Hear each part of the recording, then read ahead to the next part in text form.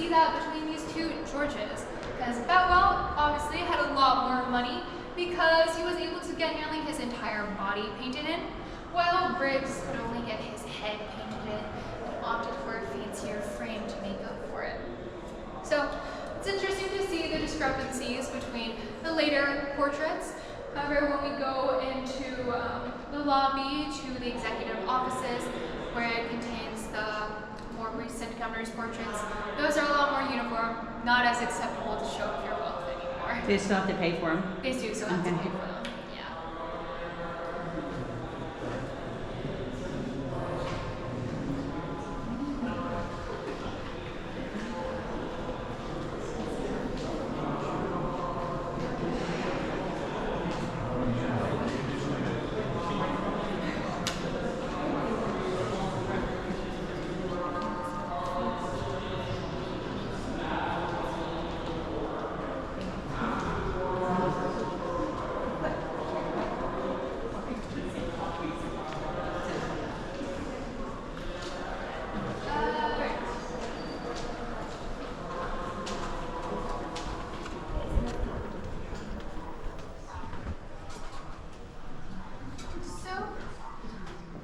Now we're in the lobby to the executive offices. They're right behind those big brown doors right there. Unfortunately, we can't go inside because they are still working offices. However, we can see this beautiful lobby. Like I said before, it contains the more recent governor's portraits. My favorite one is of Mitt Romney right here. And that's because Romney really wanted his wife to be in his portrait. He wanted her to pose with him. However, the committee in charge of the portrait said no, because if she posed, people wouldn't be able to tell who was governor and who wasn't governor. So Romney found a loophole, and he got her to be included technically as part of the background. But I always liked it because I thought it was really sweet how he was so adamant on getting his wife in it. Right over here, we have our portrait of Jane Swift. She's technically our first female governor. However, she was only acting governor. She replaced Cellucci right over there, who went to become ambassador to Canada. Our current governor, Maura Healey, is our first elected female governor. And it's also the first time that we have women in both of our executive positions, as our current lieutenant governor is Kim Driscoll. And it's also the first time that we've had LGBTQ rep in office as well. So you might notice, Swift's picture is a little smaller than everybody else's. And it's not because she's acting governor, and it's not because she has less money, but it's because it's actually a replica. The current real portrait is hanging in Kim Driscoll's office. And that's because we have a little tradition here in Massachusetts. When a lieutenant governor and governor enter office, they each choose a portrait from any previous governor's portraits to hang in their office to act as inspiration or to remind them of a certain set of values that particular governor might have embodied. And Kim Driscoll chose this portrait of Swift. However, our Governor Maura Healey could not decide who to pick, so she put out an essay contest to all Boston Public School students, asking them who she should choose. And the two winning entries both suggested that she should hang an empty frame in her office instead, to remind herself of the people who usually aren't in the room of government. So, if you head on out in this corner, we have a picture of our governor's office, and you can see the empty frame hanging right there. Any questions? There's some people outside on the balcony. Can we go there? No? Not usually. Oh, okay. Those are like special people. Special, okay. Yeah. We're not special. I know that. All right.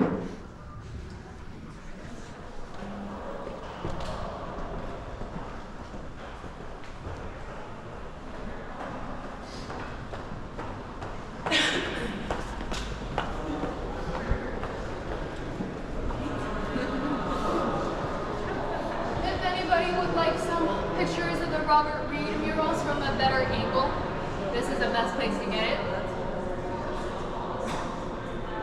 Alright, so welcome. So we call this room the Nurses Hall. We call it the Nurses Hall because of the statue to your right, through which we honor the contributions of thousands of women nurses serving our armed forces during the American Civil War.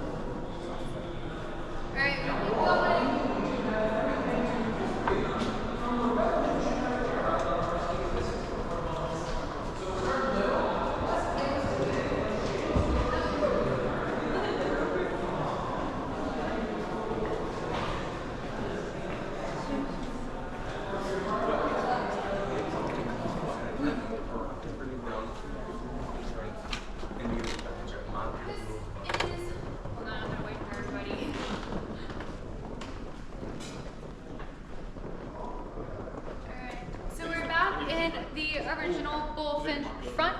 And this room contains only original wooden columns dating back to 1798. Those are the 4 columns that you see right here. All of the other columns have been fireproofed and are likely made out of iron and not wood anymore, but these are the original ones. There was actually a major restoration done on this room in the mid-70s where they peeled back all of the paint and got this original color, and they actually copied the design of the carpet off of a portrait that was done in this room. So as of right now, this room looks exactly like it did when it was first completed in 1798.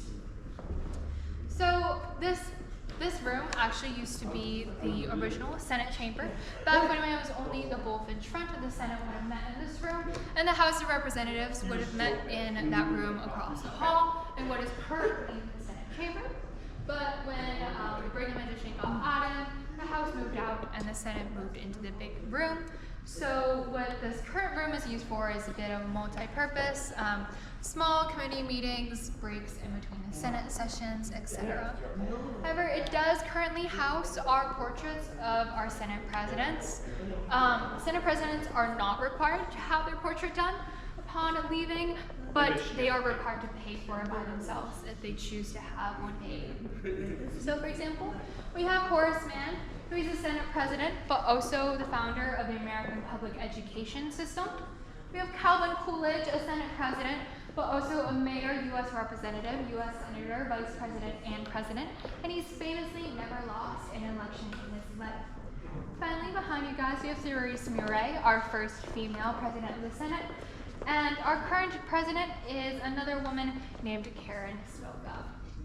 Any questions? Is there like a symbolic meaning behind this cross? I do not think No? so, no. Yeah. All right, we can go right across the hall then.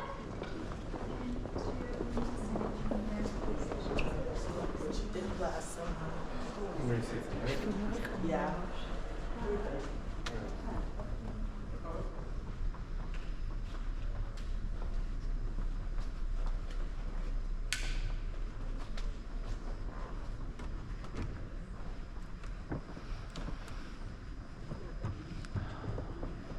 All right.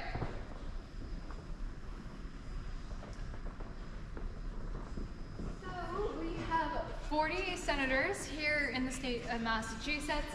The number has stayed the same, and it's written in our Constitution. It won't change. Each senator represents about 180,000 citizens each. And because we have such a small amount of senators, they are able to vote by voice. So what happens is the clerk who sits in that big bench in the center of the circle will call out each senator by name, and the senator can simply say to their microphone, yay or nay, to pass their vote. You might notice on each of their desks they have a little booklet. That's to keep track of the bills and legislation that they worked on throughout their time. So if you come in December, you might be able to spot a slightly thicker booklet. But every single time they work on something new, they add it to their booklet and they tie it up with a red ribbon. And this is actually where the term bound up in red tape comes from. And it's also a tradition that was passed down from British Parliament. Another thing that's very special about this room is that we're currently right underneath the Golden Dome. And the distance in the center of the Golden Dome is actually how distance to Boston is measured. So if you're driving into the city and you see a sign 10 miles, 25 miles to Boston, that's actually 25 miles to the center of the Golden Dome and the center of this room. I think people might have already spotted it, but we do have another fish in our chandelier. That is the holy mackerel, and it's here because the Senate got jealous of the House. So, you might recall, the House was originally meeting in this room, and when they were meeting in this room, they had the cod here as well. And so when the Senate heard that the House was moving, they thought that they would be able to inherit the cod. But no, when the House moved, they took the cod with them, and so the Senate got jealous and they needed to have her own. And so now we have the holy mackerel. I think it's really funny because that's actually codfish, because cod is a sweet fish. but there can't be two sacred pods, so it's the holy mackerel instead. And luckily for the Senate, nobody can steal it because it's stuck in the chandelier.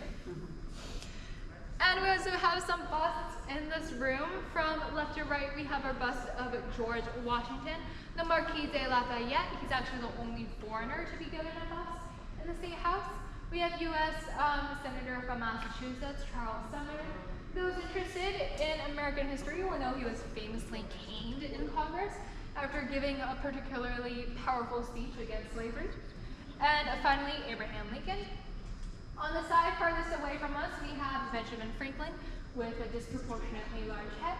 We have Sumner's fellow senator, Senator Wilson. They were the duo at the time. And finally, Frederick Douglass, who is actually the only African American to be given a bust in the State House.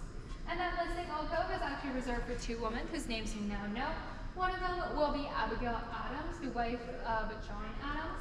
And the second will be a woman named Alicia Freeman, who was born an enslaved woman here in Massachusetts, but fought and actually won her freedom through our court system. And her case was the reason why Massachusetts was a free state prior to the Civil War. So, we don't know how they're gonna fit two women in one alcove. It doesn't seem fair. The tour guides want people to stick out Wilson because nobody tends to know who Wilson is. So, yeah. All right, any questions? No. All right. Off the way we came.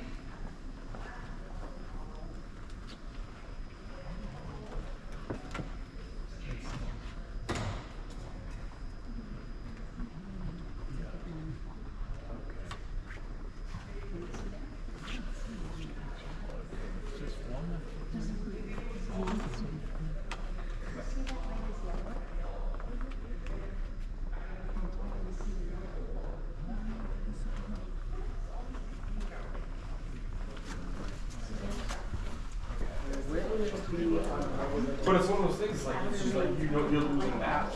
One doesn't even ask.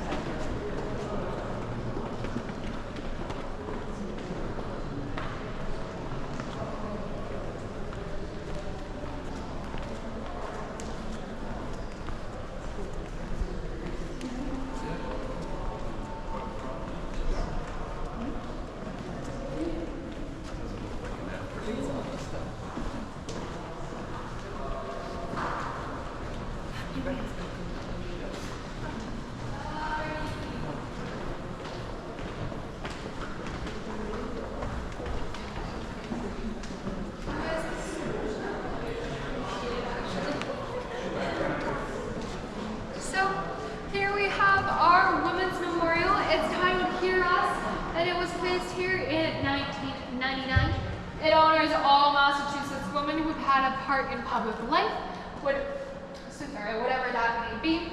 Again, it has chosen out 6 particular women to honor, however, it is representative of the whole.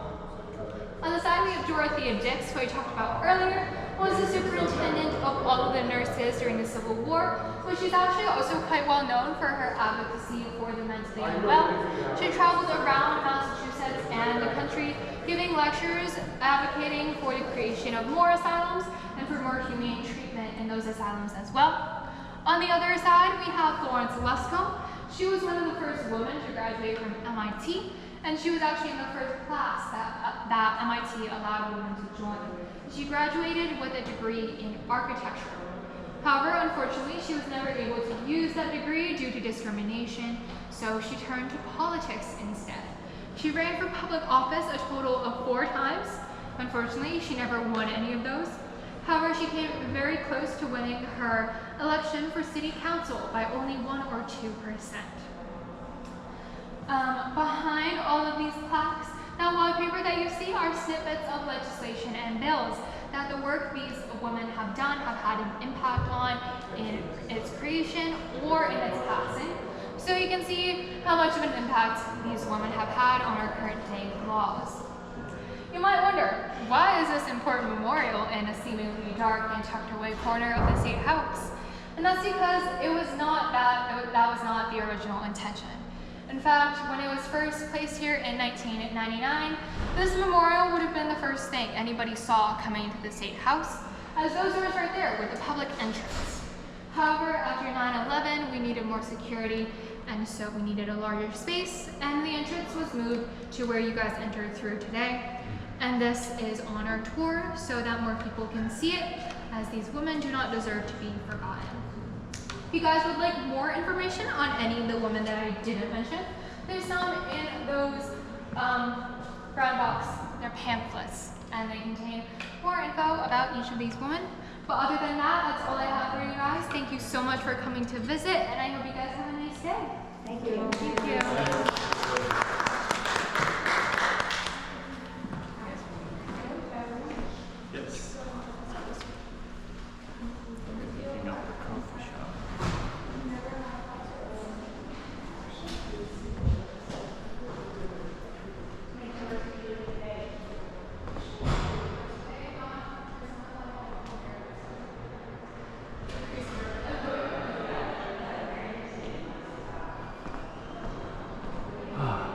Now we'll do some exploration in addition to the guided tour.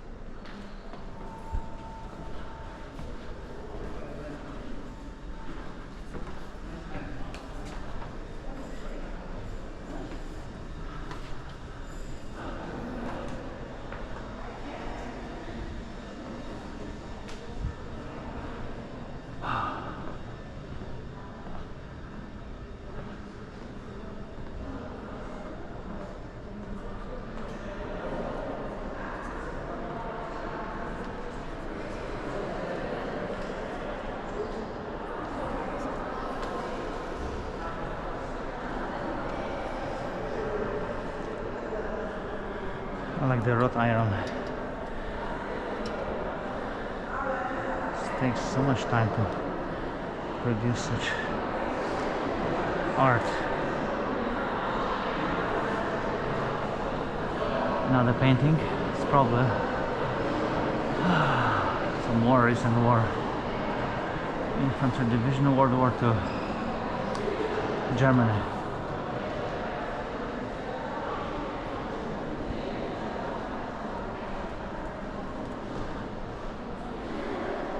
They have some standards.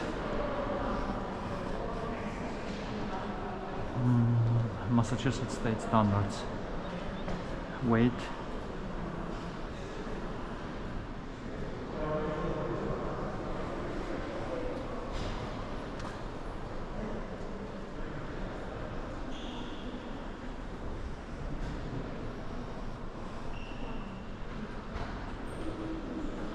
Like there's a lot of furniture. Not sure if it's possible to open that.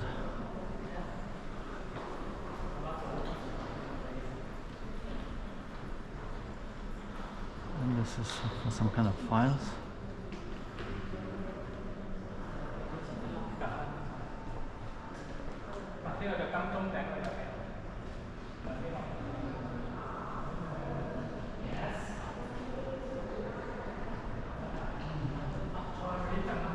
Press room.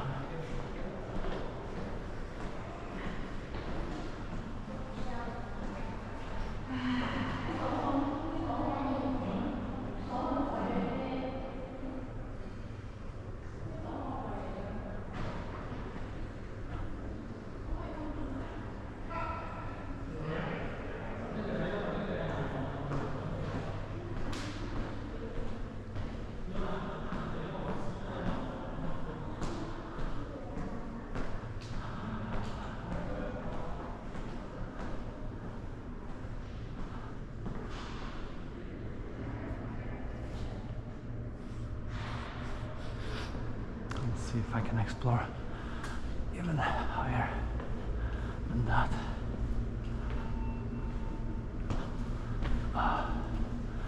Yeah, but there's not much to see. You can go to the roof probably. Elevators. See, this is for the mail. US mail chute. You can dump some mail now. It will be going down. Not sure if we can go there. West Wing. There's probably not much to see.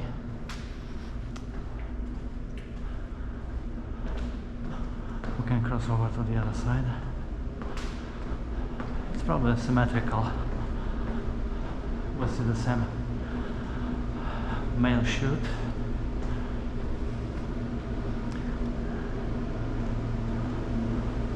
This is the East Wing.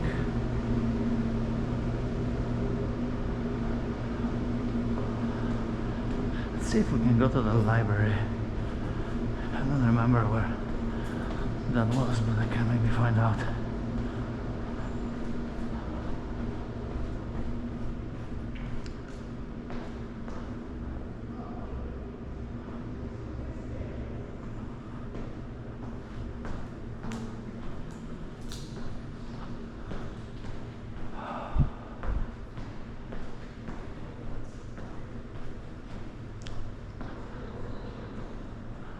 Oh, I love the stained glass Senate President's office.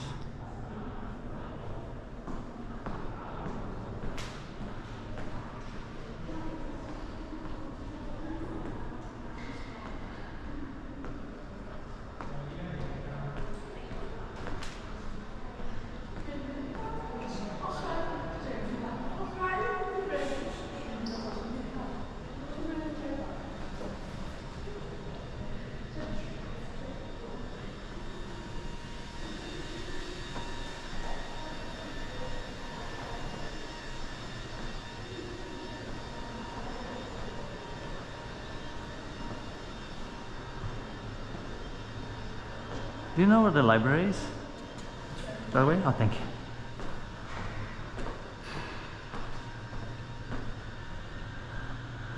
Huge freight elevator.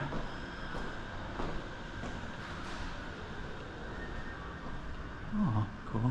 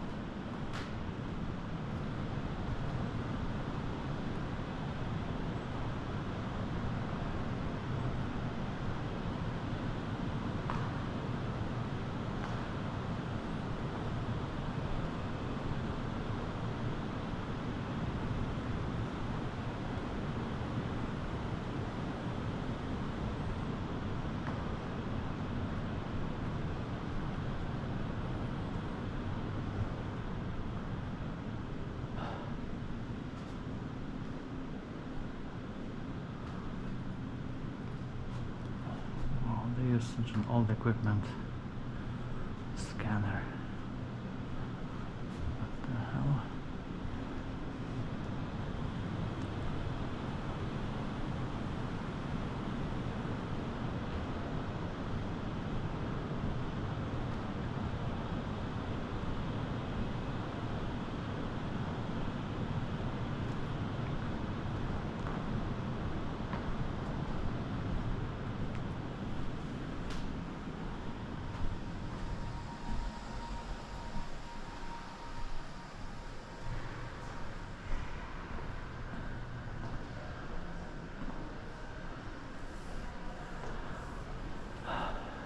Anything interesting here?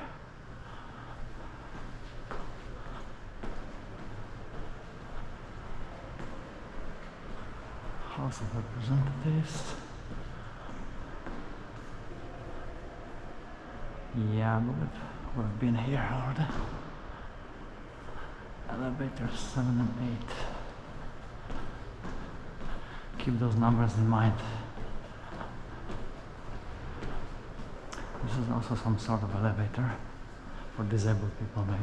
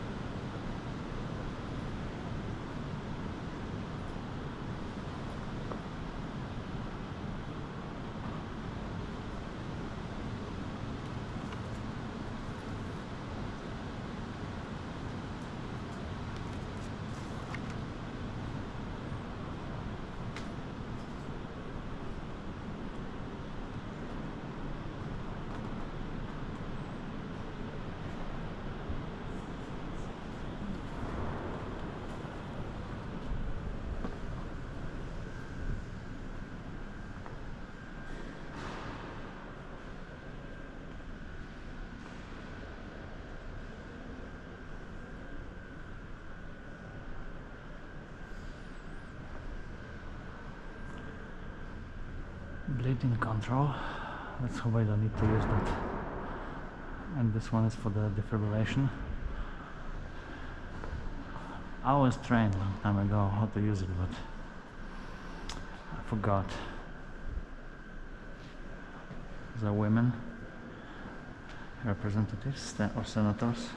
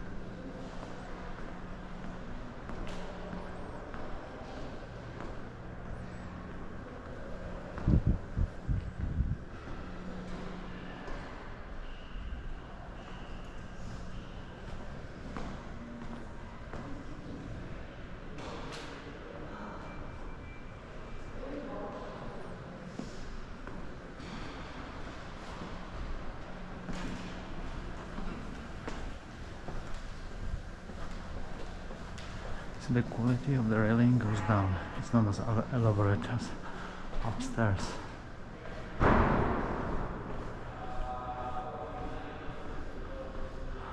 House of Representatives,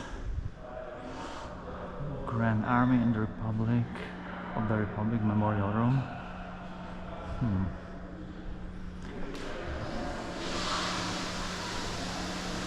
It's one more level.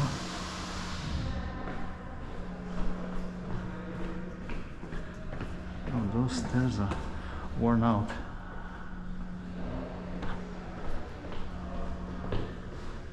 Post office.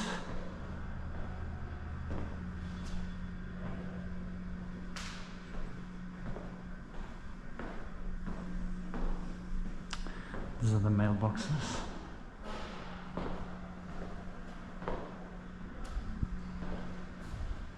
Oh, this looks cool.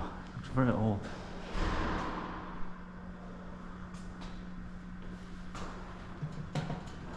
Metal.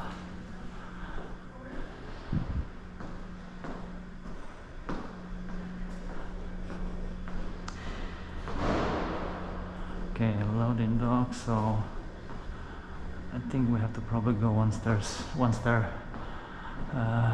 flight up.